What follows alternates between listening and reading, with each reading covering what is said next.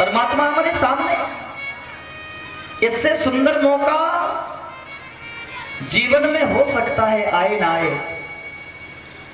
अगर मरने का और भजन करने का समय अच्छा हो, सुन लो, तो कभी भूलना नहीं चाहिए, कभी उस मौके को छोड़ना नहीं चाहिए। केवट प्रभु श्री राम से बोला, प्रभु यदि प्रभु पारे अवश्य गा चाहूं,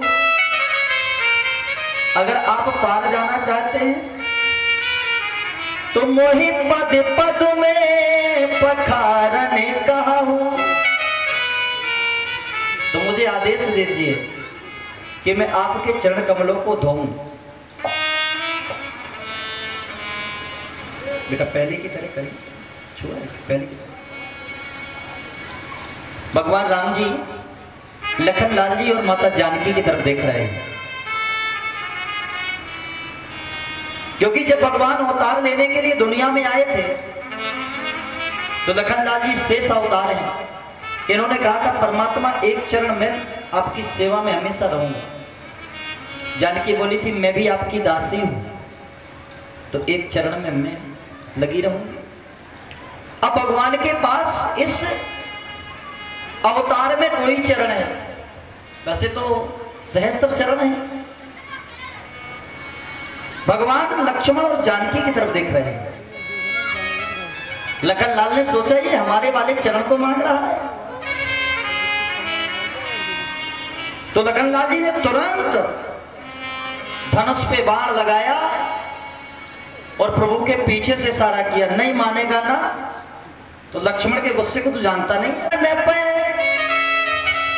जब लग्न पाम पखारी हो तब लग्न तुलसीदास नाथ के बाल पार उतारी हो। महाराज अपनी ठकुराई बंद कर दीजिए, अब वनवास में हो। और सुनिए, आपके मारने से मेरा कुछ बिगड़ने वाला नहीं है। लखनलाल जी बोले क्यों नहीं बिगड़ेगा? बोले याद है आपको पिछली बार मैं कच्छप रूप में था और आप शेष रूप में थे। मैं बार बार परमात्मा के चरण स्पर्श करना चाहता था और तुम बार बार मुझे उनके सिंहासन से नीचे गिरा रहे थे। ये लीला मेरे प्रभु देखते गए। और याद है लखनलाल जी, तुमने मुझे वहां से धक्का दिया और मुझे वहां से भागना पड़ा।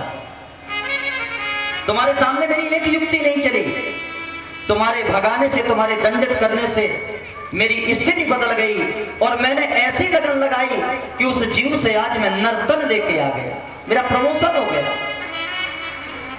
और प्रमोशन भी हुआ तो कहां? गंगा के घाट पे आया। दुनिया जिनसे मांगती वो मुझसे मांगने चले आए, इससे बोला मेरा प्रमोशन क्या है? मांगी नाम ना के बटाना। लखनलाल जी आप मारोगे ना तो इससे सुनहरा मौका कोई दूसरा नहीं है। मैं मरने को सहज तैयार हूं। और सुनो, तुमने एक बार परमात्मा के सामने मारा, लक्ष्मी गवाए थी, मैं मानव बन के आ गया। और अगर इस बार मुझे मारोगे तो कोई बहुत बड़ा सन्यासी बन के तुम्हारे सामने आ जाऊंगा, तो तुम्हें शिष्य बनना पड़ेगा, मैं गुरु बन जाऊंगा। ये भक्त है।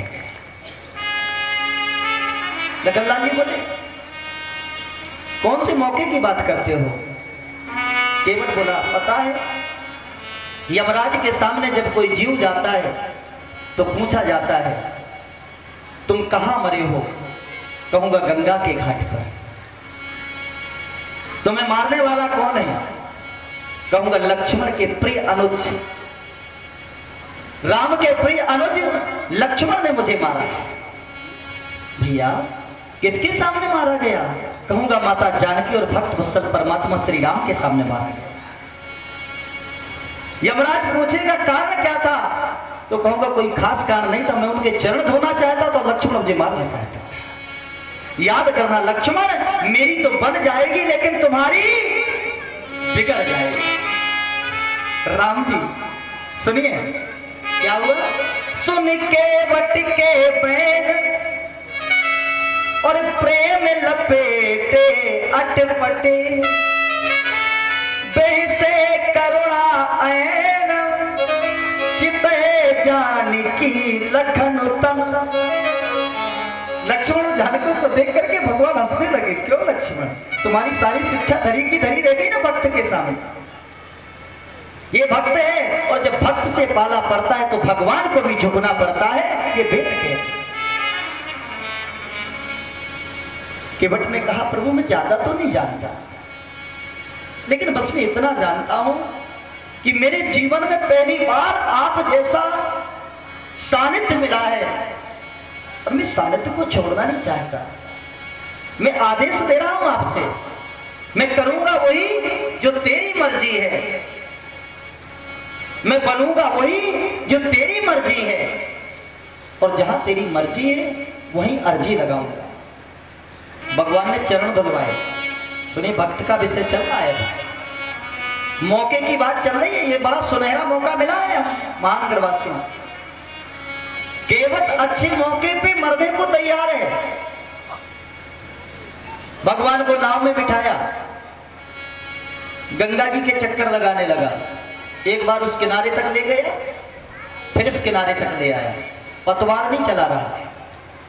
भगवान ने कहा तुम ये बताओ कि ये पतवार क्यों नहीं चला रहे। केवट ने कहा हे नाथ, जब सारी दुनिया की नाव चलाने वाले मेरी नाव में बैठे हैं तो मुझे पतवार चलाने की आवश्यकता नहीं है। और याद रखना भगवान, ये नाव अगर डूब जाएगी तो नाव नहीं डूबेगी, आपका नाम डूब जाएगा। दुनिया वाले कहेंगे कि जिसकी नाव पर सृष्टि की नाव चलाने वाला बैठा था उसकी नाव डूबी। तेरी कृपा से ये नैया भंवर के पार होती है, और तूफान क्या करेंगे जब कृपा पतवार होती है। केवट ने भगवान को 4 चक्कर लगाए गंगा जी के। लक्ष्मण जी से राम जी ने कहा भैया देर हो रही है। लक्ष्मण जी बोले और धुलवा लो पैर। हमने कहा था ना कि सिर पे मत चढ़ाओ इसे। राम जी बोले केवट भैया अब तो ये बार बार आगे पीछे कर रहे हो, ये चक्कर क्यों लगवा रहे हो। केवट बोला परमात्मा चक्कर इसलिए लगवा रहा हूं ताकि आपको इस बात का एहसास हो जाए कि जब मेरे जैसा जीव 84 लाख चक्कर लगाता है तो उसके ऊपर क्या बीतती है। आप 4 चक्कर में घबरा रहे थे। भगवान केवट की बात को सुनकर के आंखों में अश्रु आ गए। केवट ने भगवान को सहज भाव से गंगा के तट पर उतारा। भगवान ने कहा जानकी इसने बड़ी सेवा करी है, कुछ दे दो ना। और जैसे जानकी ने अपनी मणि की मुद्री उतार के दी, और ये साधारण मुद्री नहीं है, ये वो मुद्री है जो राम जी ने प्रथम मिलन में मुंह दिखाई दी थी माता जानकी। परमात्मा अपने आप निर्माण करते जाते हैं। ये जानकी अम्मा के पास थे, राम जी कोई मुद्री नहीं पहने थे। और केवट देख रहा है कि परमात्मा कर क्या रहे हैं। जैसे ही जानकी ने मुद्री लेकर के राम जी को दी और राम जी ने मुद्री केवट को देने लगे। केवट बोला नाथ आज मेरी सारी सेवा का फल आपने निष्फल कर दिया। नाथ आज मैं काहि ना पावा, और मिटे दोष दुख दारिद्र दावा। मैंने आपसे कहा था ना कि तेरी कृपा बनी रहे जब तक है जिंदगी। मुझे कुछ नहीं चाहिए, मैं बस इतना ही चाहता था दीनानाथ, और मुद्री देकर के मेरी सारी प्रार्थना को आपने निष्फल कर दिया। भगवान मुस्कुराते हुए बोले केवट मुझे लगता है तू कानपुर डिग्री कॉलेज से एमएड की परीक्षा पास करके आया है, बड़ा इंटेलिजेंट आदमी है। अरे ये मुद्री में इसलिए नहीं दे रहा कि तेरी कीमत दे रहा हूं, तेरी सेवा का कोई मोल नहीं है, लेकिन सुनो ये मुद्री इसलिए दे रहा हूं कि इस मुद्री को अगर मैं पहनाऊंगा तो मैं पहनाने वाला हूं, तू पहनने वाला है, और मैं इसलिए तुझे पहना रहा हूं ताकि तू पहनाने वाले को कभी ना भूल पाए। केवट ने कहा लाइए परमात्मा अगर इस मुद्री का ये गुण है तो लाइए मैं आपको पहनाए दे रहा हूं। मैं आपके नाम की माला जपूं या ना जपूं, लेकिन आप मुझे ना भूलें, बस इस मुद्री का प्रभाव आपके ऊपर चले। और ये जानकी की मुद्री राम तक केवट ने भेजी थी। अगर केवट ने मुद्री दी ना होती तो हनुमान जी काले के गए।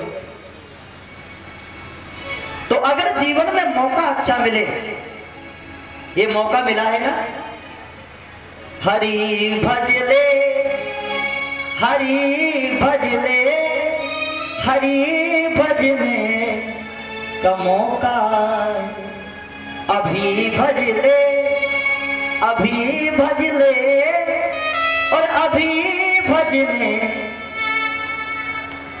क्योंकि क्या ठिकाना है इस जिंदगी का और साथ देती। लोग कहते हैं ये भजन करने की उम्र थोड़ी है। भजन करने की कोई उम्र नहीं है भैया। जब भजन करोगे तभी उम्र शुरू होगी, याद रखना। और जिसके जीवन में भजन नहीं है उसकी कोई उम्र ही नहीं है। वो सारी उम्र बर्बाद कर रहा है।